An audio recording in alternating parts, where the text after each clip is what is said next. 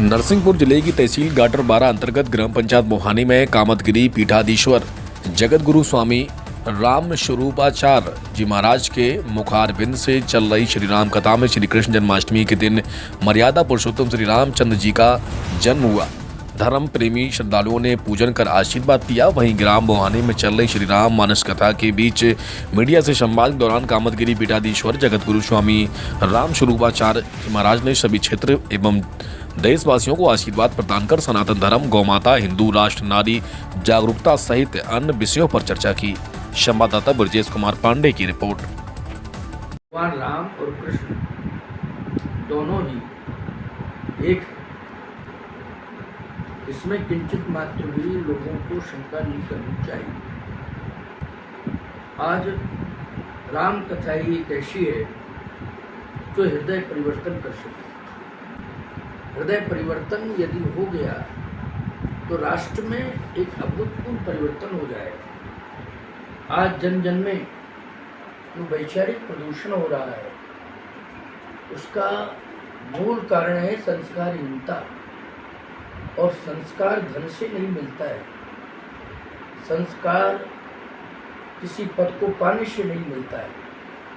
संस्कार यदि मिलता है तो भगवान का चरित्र श्रवण करने से मिलता है, संतों की सन्निधि प्राप्त करने से मिलता है। इसलिए मोहानी ग्रामवासियों ने श्री राधा कृष्ण भगवान के दिव्य मंदिर के माध्यम से एवं उनके जन्म महोत्सव के माध्यम से पूरे क्षेत्र को एवं जनपद वासियों को श्री राम कथा से जोड़ा है। तो आज हम चाहते हैं कि राष्ट्र में मंगल हो। मंगल राम कथा से होगा। कलिमल हरण मंगल करण तुलसी कथा रघुनाथ की। और साथ ही सौभाग्य की बात है और परम सौभाग्य की बात है कि इसी उत्सव में 15 अगस्त राष्ट्रीय महापर्व, जो हमारे राष्ट्र का सबसे बड़ा पर्व है, स्वतंत्रता दिवस 15 अगस्त, आज हमने बहुत ही भव्यता के साथ मनाया है। 15 अगस्त गांव-गांव से तिरंगा यात्रा निकाली गई है, शहर शहर से, डगर डगर से। ये बहुत ही दिव्य संस्कार, ये राष्ट्र के प्रति समर्पण के संस्कार भाव आज हमें देखने को मिल रहे हैं। इसके पहले तिरंगा यात्राएं नहीं निकलती थी, लेकिन आज निकल रही है तिरंगा यात्राएं। क्यों? हम राष्ट्र के लिए समर्पित हैं। इससे हम तिरंगे के महत्व को समझते हैं कि तिरंगा का तात्पर्य क्या है। 3 रंग क्यों दिए गए? इसलिए दिए गए हैं। एक हरा रंग है, हरितमा आनी चाहिए। वृक्षों को नहीं उजाड़ना है, हमें वृक्षों को सुरक्षित करना है, हरितमा आनी चाहिए। ये तिरंगा झंडा हमें शिक्षा दे रहा है। भारत माता का यही संदेश है। दूसरा, आपने देखा होगा कि लाल रंग है। ये लाल रंग क्या है? ये प्रकाश का प्रतीक है। इसको हमें ये नहीं मानना चाहिए कि लाल को हम, लाल का तात्पर्य रक्त से नहीं होता है, लाल का तात्पर्य होता है प्रकाश से। जैसे हमने राम जी का जन्म किया तो राम लाल उनका नाम रखा। क्या रखा नाम? राम लाल। इसका अर्थ क्या हुआ? राम जी प्रकाश देने वाले, लाल मानी प्रकाश। जब सबसे पहले प्रकाश आता है तो लालिमा ही तो आती है। तो लाल का अर्थ है प्रकाश। यानी हमारा ये तिरंगा झंडा, हमारा भारत माता का ये गौरव हमें हरितमा की शिक्षा दे रहा है। तिरंगा यात्रा का अर्थ है कि गांव-गांव में हरियाली आनी चाहिए। तिरंगा झंडा का अर्थ है गांव-गांव का प्रकाश सुरक्षित रहना चाहिए, अंधकार दूर हो, प्रकाश आवे। अंधकार दिन में भी है, लड़ाइयाँ हो रही, झगड़े हो रहे हैं, विवाद हो रहे हैं, जाति का विरोध है तो कहीं व्यक्ति में संप्रदाय का विरोध है, तो कभी व्यक्ति में वर्गवाद, क्षेत्रवाद का विरोध है। राष्ट्रवाद आना चाहिए। सफेद मानी सात्विकता का प्रतीक है। हमारा जीवन सात्विकी जीवन होना चाहिए। हमारा जीवन सरल और सहज जीवन होना चाहिए। राम कथा में यही सुनने को मिला, जीवन हमारा सरल और सहज हो, सात्विकता हमारे जीवन में आवे। तो हमारा तिरंगा झंडा गांव-गांव में, डगर-डगर में, नगर-नगर में, पूरे देश में और पूरी दुनिया को ये शिक्षा दे करके गया है। तिरंगा यात्रा 15 अगस्त का महापर्व कि हम प्रकाश लाएंगे, हम हरितमा लाएंगे और हम सात्विकता लाएंगे पूरे देश में। ये हमारा संदेश है। और 15 अगस्त हमने भव्यता के साथ मनाया और प्रभु की कृपा है कि इसी क्रम में कृष्ण जन्माष्टमी भी आ गई। 15 अगस्त के बाद ही 16 अगस्त, क्यों भाई? 15 अगस्त के बाद 16 अगस्त को कृष्ण जन्माष्टमी, यानी जो अंधकार था ब्रजभूमि में, अंधकार था पूरे संसार में, भगवान कृष्ण ने जन्म लेकर के प्रकाश दे दिया है। प्रकाश रात्रि में इसलिए जन्म लिया है कि रात्रि में अंधकार ही होता है, लेकिन भगवान जब प्रकट हुए तो रात्रि में भी प्रकाश हो गया, अंधकार छट गया। लेकिन राम और कृष्ण के जन्म ने हमें बंधन मुक्त कर दिया और हम स्वतंत्र होकर के यज्ञ भी कर रहे हैं, स्वतंत्र होकर कृष्ण जन्माष्टमी मना रहे हैं और हमारा भारत भी स्वतंत्र हो गया। हम तिरंगा यात्रा भी स्वतंत्र होकर के निकाल रहे हैं, कोई भय नहीं है। और अब हम किसी से डरते नहीं हैं, चाहे चीन हो, चाहे चीन का बाप हो, समझ गए हो ना? चाहे पाकिस्तान हो, चाहे चीन हो और चाहे जितने भी हमारे देश के द्रोही विद्रोही देश हों, उनसे हम डरते नहीं हैं। क्यों? तमन्ना है बस यही दिल में, साधना शेष रहना चाहिए, हम रहें या ना रहें, मेरा देश रहना चाहिए। बोलिए भारत माता की, कृष्ण जन्माष्टमी महोत्सव की जय। समस्त देशवासियों को 15 अगस्त की एवं कृष्ण जन्माष्टमी महोत्सव की अनंत अनंत शुभकामनाएं देता हूं। ये जो शराब और जुए का नशा है, ये अशिक्षा का कार्य है, सही बात तो है। और यदि शिक्षित व्यक्ति भी शराब पी रहा है तो निश्चित रूप से वो कुसंस्कारी है। शिक्षा तो उसने ली है, लेकिन आज मैंने कहा था कि अर्थ को पैदा करने के लिए अगर हम पढ़ रहे हैं तो हमारी शिक्षा हमारे साथ जुड़ी तो है, लेकिन वो हमें गौरवान्वित नहीं कर पा रही। अगर हम शिक्षा के साथ संस्कारों को लेकर के बढ़ रहे हैं तो हमारा जीवन गौरवान्वित है, हमारी शिक्षा भी गौरवान्वित है, हमारा परिवार, वंश, देश भी गौरवान्वित है। तो ये तो शराब की और जुआ की लत बढ़ती जा रही है।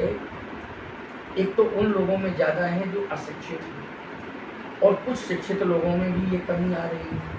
उसका मूल कारण एक ही है कि हम अगर शिक्षित होकर के नशा कर रहे हैं तो हमारा संग अच्छा नहीं है, और यदि हम अशिक्षित होकर के जुआ शराब कर रहे हैं तो निश्चित है ये हमारी अशिक्षा का परिणाम है। तो पहले तो हमें शिक्षा पर ध्यान देना चाहिए, दूसरा शिक्षा के साथ साथ हमें संस्कारों पर ध्यान देना चाहिए और ऐसे संस्कार शिक्षा के साथ जुड़े कि जिसमें मर्यादा मेंटेन रहे। धन तो आवे लेकिन बेईमानी का ना आवे। हमें पत्नी मिल रही है, पढ़ी लिखी मिल रही है, लेकिन याद रखना वो हमें पति नहीं मान रही है, फ्रेंड मान रही है। हस्बैंड नहीं मान रही है, फ्रेंड मान रही है।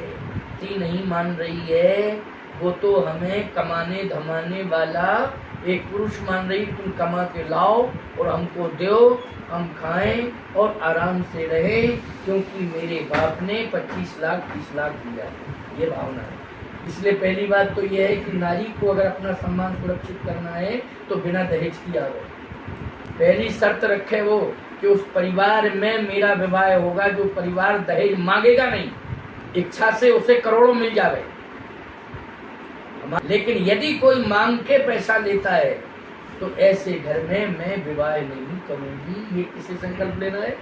नारी को। तो नारी उसी संस्कारी परिवार में जाएगी जिसमें उसका सम्मान सुरक्षित है। और यदि पैसा के लेन देन को लेकर के किसी बेटी को वधू बना करके भेजा जाएगा तो निश्चित रूप से उसे परिवार पीड़ित ही मिलेगा और उसका जीवन भी पीड़ित ही रहेगा। पति को भी चाहिए कि वो संस्कारी पत्नी पाने के लिए किसी भी प्रकार की डिमांड न करे, और यदि परिवार कर रहा है तो निश्चित रूप से वो प्रार्थना करे अपने परिवार के सदस्यों से कि मुझे संस्कार चाहिए। क्या चाहिए? ऐसे संस्कार लेकर के हमारे परिणय बंधने का योग जो आज है। तो देखो कैसा सुखमय दंपति, न शराब आएगी उस परिवार में, न जुआ आएगा उस परिवार में, न पश्चात सभ्यता आएगी उस परिवार में। उस परिवार में राष्ट्र की मर्यादा और श्री राम की मर्यादा है। तो दहेज का विरोध हो, वो नारी के द्वारा विरोध। जैसे शराब का विरोध नारी के द्वारा हो रहा है, वैसा दहेज का भी विरोध होना चाहिए। केवल शराब का ही विरोध क्यों हो रहा है, दहेज का भी। शराब से ज्यादा खतरनाक दहेज अगर विश्वास किया जाए तो नारियों से मेरा निवेदन है मात्र शक्ति से कि वो शराब का विरोध कर रही है, स्वागत, लेकिन वो दहेज का भी विरोध है। और नारी अगर दहेज का विरोध करने लग जाएगी तो मैं दावे के साथ कहता हूँ सरकार दहेज को समाप्त नहीं करेगी, नारी समाज ही दहेज को समाप्त करेगी। और एक बात मैं कहना चाहता हूँ, भ्रष्टाचार का विरोध भी और नशे का विरोध पूरी तरह से नारी करे। नारियां नशे का विरोध तो कर रही हैं, लेकिन पड़ोस की नारी नशे का समर्थन कर रही है। क्या पूरे गांव की नारियां, विश्वास रखो पूरे शहर की नारियां नशे का विरोध कर रही हैं? आप बताइए। कुछ नारियां ऐसी भी हैं जो नशे का समर्थन कर रही हैं और सहयोगी हैं, कहना चाहिए। हम अगर ज्यादा कुछ खुली बात कह देंगे तो फिर वही हाय तौबा मचने लगेगा, है ना। इसलिए मैं नारी जगत से कह रहा हूं कि आप जो है शराब का विरोध करें, अच्छी बात है, जुए का विरोध करें, अच्छी बात है, लेकिन दहेज का भी विरोध करें। दहेज मुक्त विवाह हमें चाहिए। और अगर ऐसा विरोध हो जाएगा तो निश्चित मैं दावे के साथ कह रहा हूँ, जैसे बिना दहेज का, बिना मांगे राम जी का विवाह सीता जी के साथ हुआ था, वैसा ही विवाह आज राम सीता जैसा होगा। उनका जीवन निश्चल होगा, राममय होगा, राधा कृष्णमय होगा, सीता राममय होगा और रामायणमय होगा। और राष्ट्र में वो अपने कर्तव्य को पूरा करके हमारे राष्ट्र को पति पत्नी गौरवान्वित करेंगे, चाहे वैज्ञानिक बन के करें, चाहे वो राजनेता बन के करें, और चाहे वो व्यापारी उद्योगपति बन के करें, चाहे महात्मा बन के करें।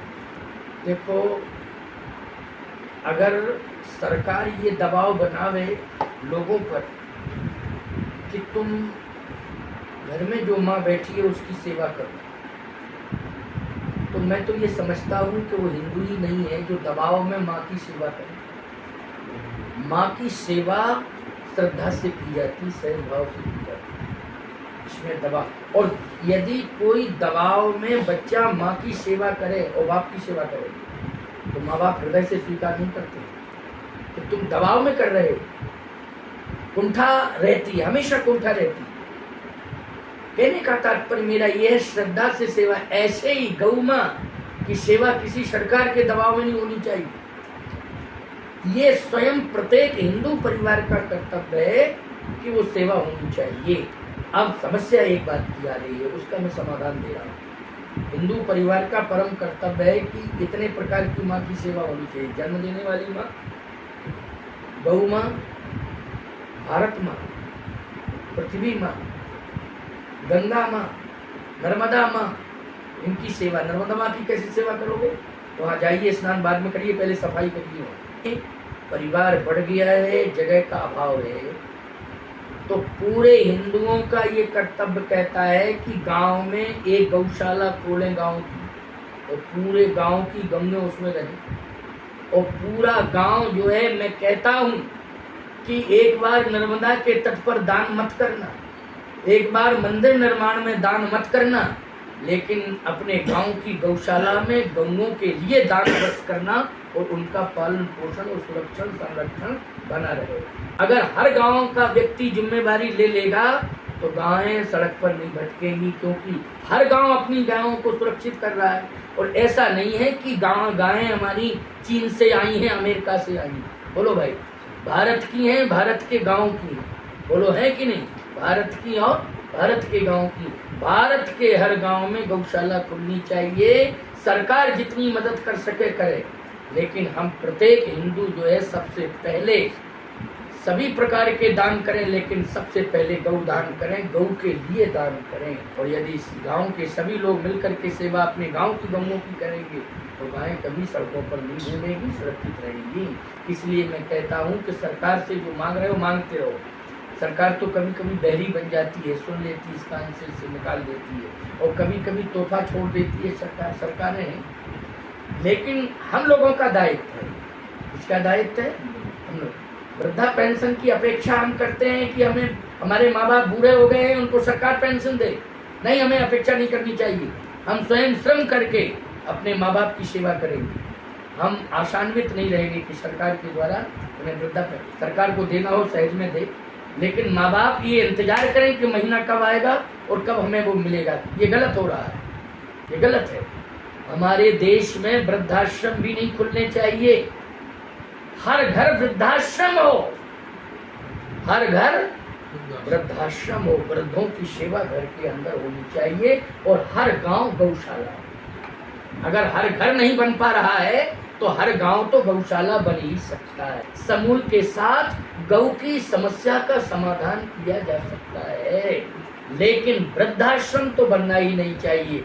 हर घर को वृद्धाश्रम होना चाहिए, हर घर में वृद्धों की सेवा होनी चाहिए। इसलिए मैं कृष्ण जन्माष्टमी के पावन पर्व पर यह संदेश दे रहा हूँ पूरे देशवासियों को कि हर गांव को गौशाला बना लिया। ये नहीं कि 2-4 गांव में एक गौशाला, नहीं, चाहे छोटे गांव छोटी गौशाला, बड़ा गांव बड़ी गौशाला। उस मौजे की गायें उसी गांव के मौजे के अंदर गौशाला में रहनी चाहिए। और ऐसी बात नहीं है कि हम पूरे गांव के लोग मिलकर भूसा नहीं दे सकते। और कोई भी समस्या गांव में आती है तो मैं स्पष्ट कह रहा हूँ, अप्रत्यक्ष रूप से उस गांव की बाधा को गौ माताएं दूर करेंगी। लेकिन आज गौ माता को बाधा पहुंचा रहे हैं, इसलिए बाधा से लोग जूझ रहे हैं। लेकिन गौ माता सबकी बाधा दूर करने वाली है। गांव गांव में गौशाला खुलनी चाहिए। आज कृष्ण जन्माष्टमी, गोपाल जी आ रहे हैं। कौन आ रहे हैं? गोपाल जी। इसलिए गोपाल जी आ रहे हैं जिन्होंने गौ पालन किया है, गौ सेवा की है। ऐसे गोपाल जी के जन्म दिवस पर हम संदेश दे रहे हैं कि गांव गांव को गौशाला बनाओ और हर घर को वृद्धाश्रम बनाओ और हर गांव को सत्संग की भूमि बनाओ और हर गांव